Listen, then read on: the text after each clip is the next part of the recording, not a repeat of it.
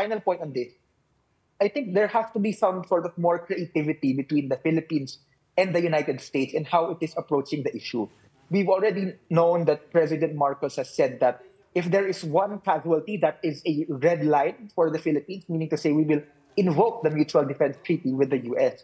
But I think that sort of is a wrong approach or a wrong angle to the issue, because basically we are waiting for a casualty to happen before the US-Philippine Mutual Defense Treaty is called upon.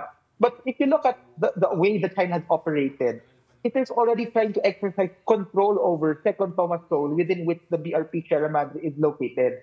So even without any death, it is already undermining Philippine military and strategic interests in the area. So the question is, what are we going to do about it?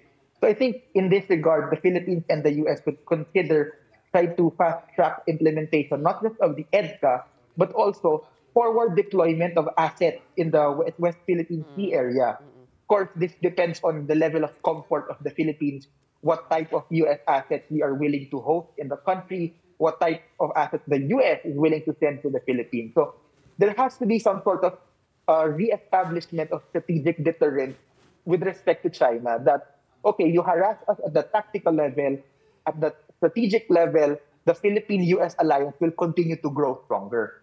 So that's another option. But of course, there is an issue right now and China is banking on this, that the US-Philippine alliance is not as ironclad as it assumes.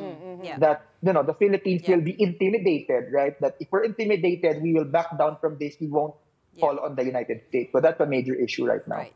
Number one, of course, we can change the type of vessel for the resupply, because what the AFP used during the resupply were inflatable boats, basically, although they were rigid hulls. But this time, we can try to use larger craft. Right. So, for example, when it came to the Philippine Coast Guard resupply missions, right, they were using larger classes of ships. And no matter how China tried to block those, it can, as much as it can only realistically water cannon large vessels.